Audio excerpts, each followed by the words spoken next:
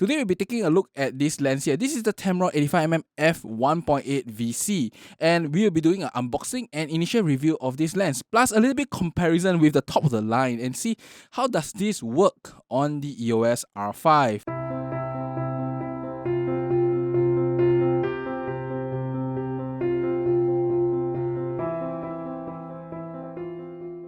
I'm Richard and welcome to ZP Productions, and today will be an unboxing of this lens. This is the 85mm F1.8 VC by Tamron, and after this, after the unboxing, I will do a photo shoot with it and we will see how it performs on the R5 and of course in comparison with the 85mm F1.2. Now before I start, I'd like to thank SL Revolution for loaning me this particular copy here, because without that I cannot actually show you what's inside the box and actually how does this lens perform, especially on the EOS R5. Now, we are using the lens adapted and we will talk about it in the later part of the review. Without further ado, let's go to the unboxing itself. Now, for the unboxing, we will be opening and taking a look at what's inside this box. I mean, when you buy a lens, you really want to know what's inside and available, right? So, let's take a look at open. So, for Singapore Tamron, there's a 3-year warranty and you can see it and a sticker on top. And when you open the package, it's like this. So there is actually no, I noticed that there's actually no lens bag or any form of case, unlike the Sigmas. And this is of course not a premium lens. There is a more premium version of Tamron these days, the 1.4s. There is no 1.4 version for the 85mm, however, there's only the 1.8. So this lens box is like this, it's coupled with 2 paper holders at left and right. And if let's take it open.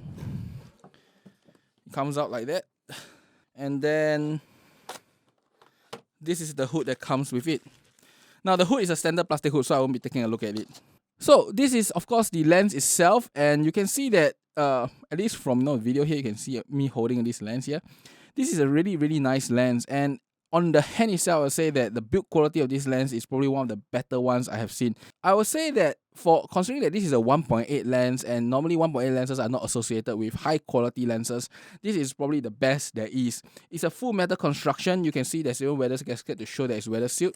And I would say the finishing is the nicest. Is probably, if you ask me, slightly better than the Sigma ones. The Sigma ones are glossy black. This is like a matte black, which gives a very premium, nice feel to it. When you touch it, it feels really good. And that I would say the build quality is fantastic. Now, the lens is a 67mm filter thread, and there is a 67mm filter cover here.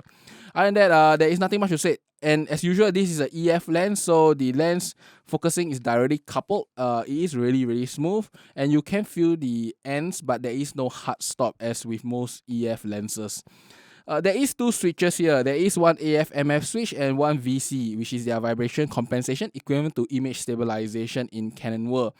Now, just to note that their VC here controls the lens vibration control. When you attach it to R5, it actually disables the camera IBs, and that was something I want to talk about later. And in fact, I will test it out and show you the results. There is an AF/MF switch so that you can make sure that you can either autofocus or manual focus. But as with all EF lenses, you can do full-time manual focus by just turning the ring after autofocus. So it is pretty much okay. And then in build quality, I think that this lens is really well built. Probably the most well built non-1.4 lens I ever touched.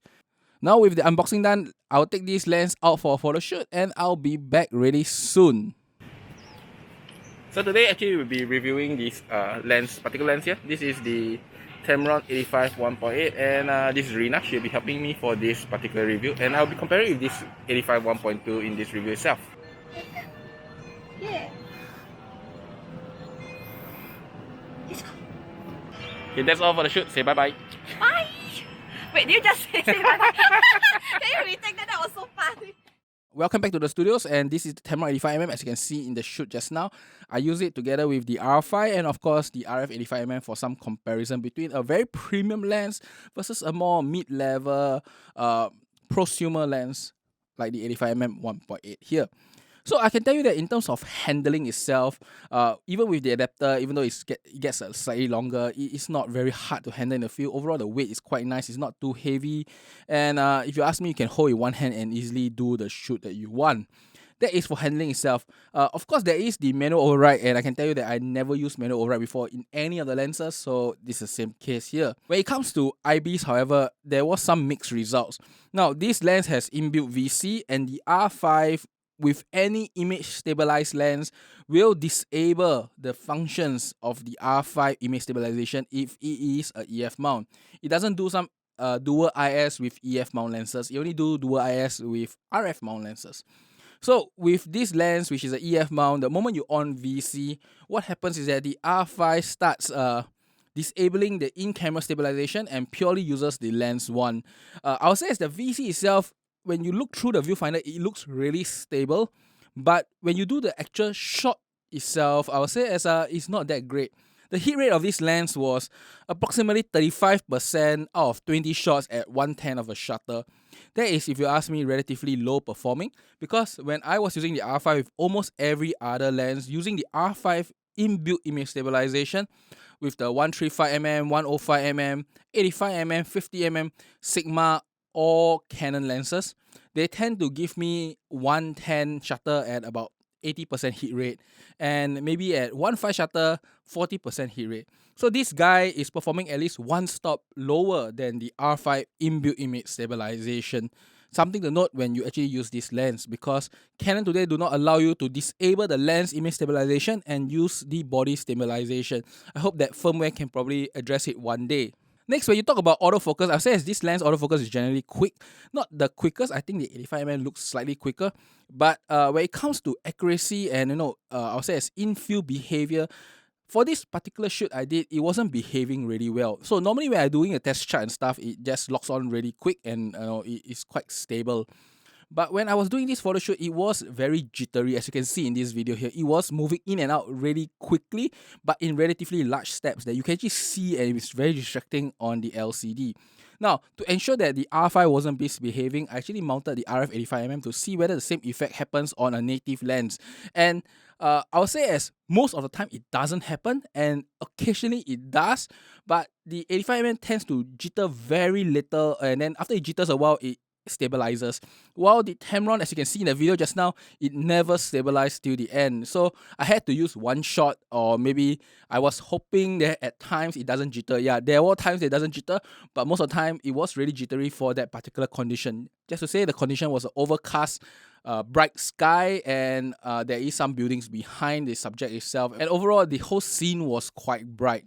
So maybe that is throwing the R5 together with this lens. I don't know whose fault it is, but at least with the native combination there was no issue, but with the Tamron there was such a problem. So that is something to note if you are intending to use the Tamron together with the R5. So next up we'll move to image quality. And image quality of this lens, there is a few things that I noticed really when I was testing this lens out. So as usual, I have a synthetic test and of course the real world test, of course with the photo shoot just now. So in terms of synthetic test, I would say as the sharpness of this lens is really quite good. In the center, it is quite on par with the RF 85mm 1.2 at wide open in the center. But at the corners, it does have a slightly lower quality. However, when I was moving around the frame, I noticed there was one part of the frame, somewhere in the left middle, the Tamron is actually sharper than the 85mm 1.2 RF here, while every part of the frame after that is weaker. So I am not really sure whether it's a Tamron a better lens at that portion, or it's just the Canon lens being weaker at that portion. I'm guessing that Canon lens is weaker at that portion. So that is something to note. I just recently noticed, because finally I can compare with another 85mm lens and really look in depth in the sharpness, and it really says how sharp this Tamron lens is, because I had to really look through the entire frame to give a conclusion on the sharpness itself. So overall, very sharp lens, at least at infinity. So when it comes to other optical effects, as usual, I take the same scene but at night, and you will notice that straight away this lens does have chromatic aberration. Now the CA itself, I went to compare with the old Sigma, it isn't that bad.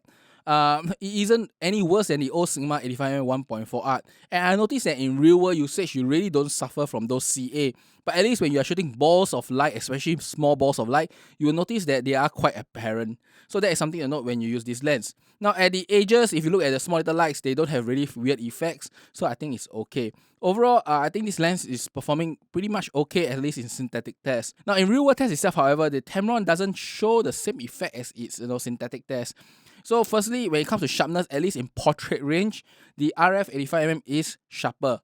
As you can see in the shots itself, the lashes are just clearer, the iris is clearer. There is no this little haze where you notice in the Tamron. The 85mm RF is very clean. So that's really pretty much the optical difference between a very high-end 85mm lens, and of course a more prosumer oriented lens. That's for the sharpness itself. Now, when you come to CA, I noticed that unlike the synthetic test where you notice the CA itself, you can see in this shot that is backlit, but really there is no significant CA. I did notice that there's some CA maybe in the glasses or maybe at some part of the coat, but it is very, very insignificant. In fact, I would say as this guy is at least as good, if not slightly better than the RF 50mm when it comes to CA control. So I would say as in conclusion, the image quality of this lens is pretty good, pretty okay. Not as good as the RF 85mm, and that's to be expected because of the price difference. But if you ask me, if you buy this lens and use it on the camera and do photo shoots, it's pretty much good enough. There's one more thing on the cover is the bokeh. Now, this is a 85mm 1.8, so the bokeh will never beat the RF 85mm 1.2. But if you actually zoom around in this particular shot and you can see the bokeh in the trees, in the buildings, they are not very distractive. So overall, I think the bokeh is quite smooth. And if you actually look at it from the whole image level, I think it is very, very decent in terms of bokeh performance. As I said, once again, this is not the best because there is 1.4 lenses. But considering the size, weight, and price, I think this is a good deal. And really, in my final thoughts, should you buy this lens? Now, if you're using the R5 and have the money to afford the RF 85mm, don't try to save money and get this because the RF 85mm is better. Now, if you don't want to spend so much money and you really only want to keep to that maybe 1000 USD range, there's this lens, there's of course the Sigma, and there's also the upcoming 85mm F2 macro that's coming out for the RF lens. So if you are on the RF mount, those are options that you can consider. Now, for the Sigma, it is heavier, have very similar chromatic aberration, and AF, at least in my experience, seems to perform very similar to this lens. Means not as good as the newer Sigmas, but it's very similar to this lens itself. The Sigma may be a better option because you firstly get 1.4, so if you stop down to 1.8, it's definitely better than this lens, and you get a lens that is really, really sharp still. And that being said, the Sigma doesn't have any form of VC or IS, and as such, you will be using the R5 inbuilt image stabilization, which is, if you ask me, better than the Tamron VC itself. So overall, if you are in the $1,000 range, either wait for the RF 85mm or look at the Sigma if you don't mind the extra weight and slightly more cost, at least if you're using the R5. Now, if you're not using the EOS R5, then using the EOS R or the 5D Mark IVs, I think this is an okay deal because with the VC itself, you will definitely, get at least basic image stabilization, which will really help you in your photos, especially if you're not taking in very optimal conditions. Like maybe, in days that you have to shoot at 130 shutter, 140 shutter, this lens is definitely better than not having any form of IS at all. It also gives you a more stable viewfinder, which you cannot get if you're using, for example, the Sigma 1.4. And also this lens is actually quite lightweight, and if you are using a mirrored camera, the image quality, I think this is as good as it gets because in terms of sharpness, I think it's very similar to the Sigma. Maybe the Sigma is just slightly sharper from my experience. In terms of every other parameter, it is about the same. And at least I'm very sure that this lens is at least better than most of the other 85mm on EF mount. On the RF mount, of course, there's the RF 85mm F1.8 here, which is very good. And there's also the upcoming RF 85mm F2 macro. Now, that lens I have not tried. I do not know whether the image quality will be better than this, but at least that has a macro function, which gives you something above this lens. And that lens also have IS, but with the R5 or R6, there is the dual IS function, which I believe will stabilize way more than this lens can ever do. So in conclusion, really, if you ask me, if you're using the R5, this may not be your best choice because you should wait for either the 85mm F2 or if you don't mind extra weight, use the Sigma so that you can really fully utilize the image stabilization on the R5 while getting very similar AF performance as the Tamron here. Now, if you're not using, of course, the R5, you're using the old EOS R or anything before that, this is a very nice deal. Especially with the inbuilt image stabilization, it gives you basic stabilization that is very useful for almost anything. And image quality wise, other than the RF 85mm 1.2 here, I think this is almost as good as you can get in EF mount. And that's about it for today's video. I hope you enjoyed this. I really want to review more of these mid-range lenses because I think this is where most of you guys will actually get it. Unlike the RF 85mm, which is very exorbitant in price, this lens is pretty much okay. Now, obviously, through the review itself, you can see that the RF 85mm is better. But you have to ask yourself, is it 3 times better? Because there is almost a price difference between this lens and this lens. It really depends where you are in the world. In Singapore, this lens is 3 times more, but in some places, it may be up to even 4 times more.